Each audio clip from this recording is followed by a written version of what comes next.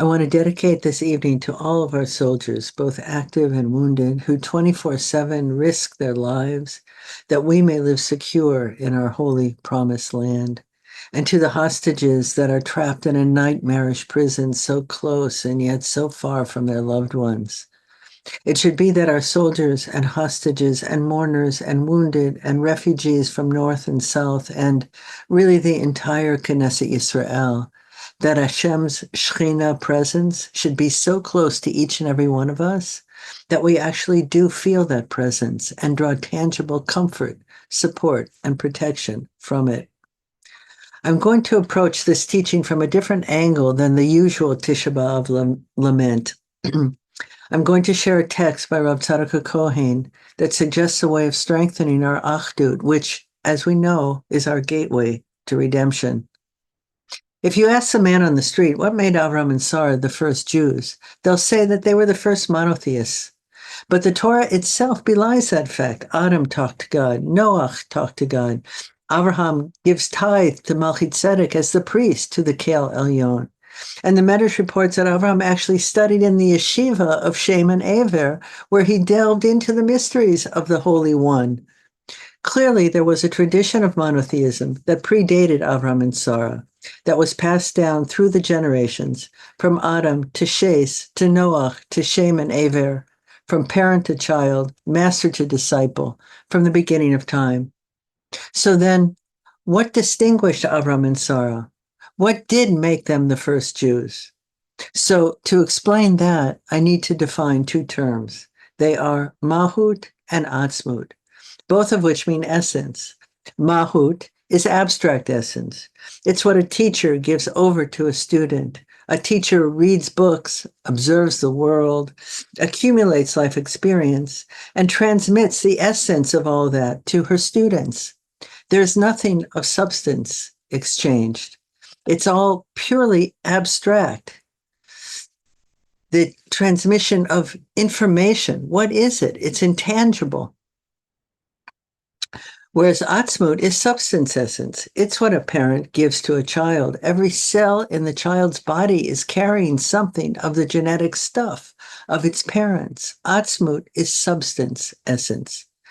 And that brings us back to Avram and Sarah, the idea being that what distinguished them is that they so totally devoted themselves to the service of that Kel Elyon, the Blessed Holy One, that they integrated and internalized the truth of divine oneness down to their bones, into their nerve net.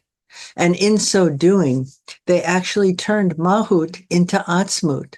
Now, through them and through the lineage that they founded, the capacity to grasp oneness, to understand what it means that God is one on the deepest possible level, that became a genetic spiritual inheritance that could and would now be passed through seed, i.e. atzmut, as the defining feature of a Jewish soul. And that was a quantum shift in the universe, for it actually brought some mending to the mind-body rift that has plagued us since Gan Eden, since our partaking of the tree of Da'at, which left a chasm between our head and our heart. It's profoundly significant that the status of Jew is equally accessible through a physical route or a spiritual route, by being the child of a Jewish mother, a physical route, or by devoting oneself to the beliefs and practices of the Jewish people, a spiritual route. Everything else is either a race, at which point you can't convert to it, or a religion, at which point you are it as long as you believe it. But if your beliefs change, then you stop being it. The truth of divine oneness was not just a belief for Avram and Sarah. Rather, it was a calling. They devoted their lives to spreading the word of ethical monotheism to a world that was steeped in idolatry. Abraham taught the men and Sarah taught the women. And it was this demanding mission and their shared dedication to it that produced the inner transformation, the Mahut turned Atzmut, that seeded the Jewish nation. Yet if that is who we are, then there's no getting around it. We are, at least theoretically, well equipped to be masters of Achdut. Our roots are in the bridging of that mind-body split. It takes one to know one, meaning we must become one, i.e., inside ourselves, body and mind, to know one, i.e., to fully grasp the mystery of divine oneness. The more we can integrate all the pieces of ourselves, all of our contrary wills and beliefs and priorities into an integrated one, the more our individual conception of divine oneness deepens and matures. And the same goes for us collectively, for Knesset Yisrael. We all know that our October pogrom was tied up with the ferocious machlokot that preceded it. And we all know how moving it was post-October 7th, when our nation rose to its challenge and generosity, love, and fellowship flowed through the land. And we all know how painful it is to lose our Achdut, to see the intolerance rising again and poisoning our national discourse. And certainly, one of the most virulent of these culture wars is, for want of a better term, the secular-religious divide. So I want to bring a teaching by Rav Tzadok Kohen that presents an interesting angle on this issue. It reframes it in a way that is deeply honoring of both value frames and their respective contributions. It extends the umbrella of Achdut into that prickly realm. Rav Tzadok notes that the extra prayer Al Hanisim, said for Hanukkah and Purim, is different from the extra prayer Yale V'yavo that's said on the biblical holidays. There are several differences between those prayers, but Rav Tzadok focuses on the fact that Al Hanisim mentions the heroes who instigated the miracles that we celebrate on Hanukkah and Purim, i.e., it mentions Mordechai, Esther, and Matisyahu. Whereas the Yale V'yavo prayer makes no mention of Moshe and Aaron, who were the public faces behind the miracles of those holy days. The idea, says Rav Tzadok, is that with Purim and Chanukah, the initiative came from the individuals mentioned, i.e. from below, itaruta dilatata, and the liturgy acknowledges that fact by mentioning their names. We cite the heroes and heroines along with Hashem as partners in that mission. The human initiators were essential to those redemptive events and deserve acknowledgement for their role no less than Hashem. Hem me'atzmam nitoru lekadesh shem shamayim. The initiative was from the people themselves. It all started with their itaruta dilatata, their initiating arousal from below to defend God's glory, to sanctify God's name. For as we know, Hashem's grandeur is enmeshed with Knesset Yisrael. When Israel is defeated and humiliated, Hashem is disgraced. Va'af shaya gam ken me'Hashem yitbarach shenatan lahem koach va'ometz halev. True, the ultimate success of their effort was due to Hashem's support and involvement behind the scenes, giving them strength, courage, and commitment. V'achar kach asa lahem hanes lenatzcham umasar giborim biyad chalashim v'rabim biyad ma'atim. And true it was Hashem's intervention. And true, it was Hashem's intervention that magnified their efforts to assure their miraculous victory, such that the mighty were defeated by the weak and the many by the few. Mikol makom ha'hatchala haita mitzidam ba'itaruta dilatata v'haita ke'en b'chinat Torah sheba'al peh. Still, the initiative came from them, from the heroes, from the people. And that itaruta dilatata, that arousal from below, served as a kind of Torah sheba'al peh, a Torah chidush, an actual contribution to the ongoing tapestry of the oral tradition. I want to interject and define Torah sheba'al peh as Rav Tzadok uses the word. The most common use of the term Torah sheba'al peh, oral Torah or oral tradition, is as the authoritative chain of commentary, the Mishnah, Talmud, Midrashim, halachic writings through the ages, including till today.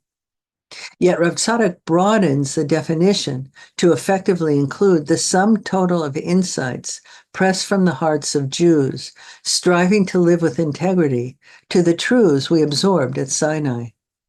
One implication here is that oral Torah is not always a written transmission.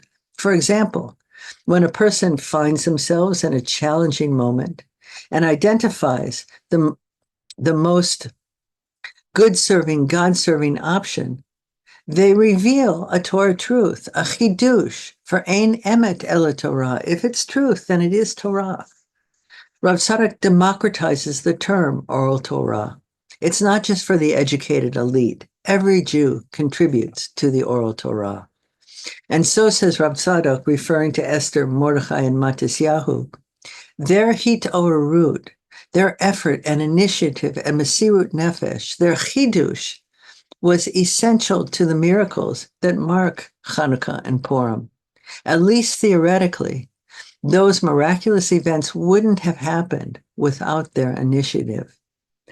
Al kain maskirin b'shnei zmanim elu, b'mei Mordechai ve'Esther o b'mei Matisyahu, shahanes haya mitzidam.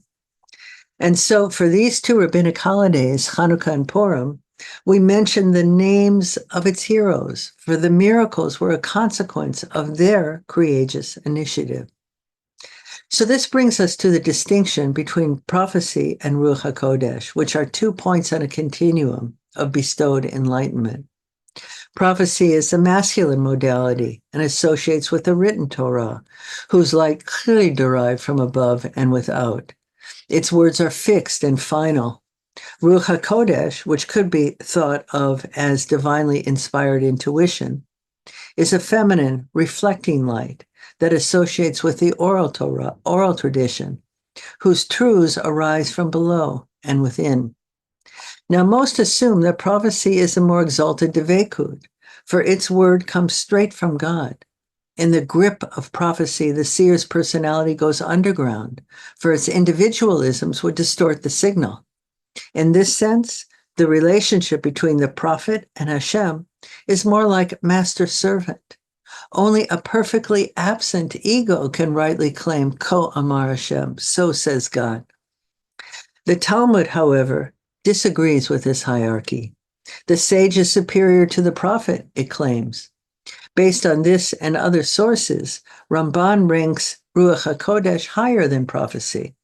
Rav Tzadok HaKohen concurs and explores the matter at length. Ruach HaKodesh is a hybrid of creative insights emerging from the heart of its originator, yet enhanced by a dose of heavenly input. Ruach HaKodesh starts with an initiating impulse from below.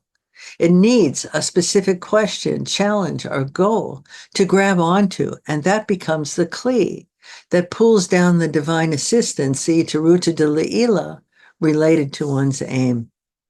Rav Tzadok's chidush here is that actions can also serve as a kind of oral Torah. He equates our heroes' iteruta de latata, their courageous initiative to confront the danger before them, as an inspired insight.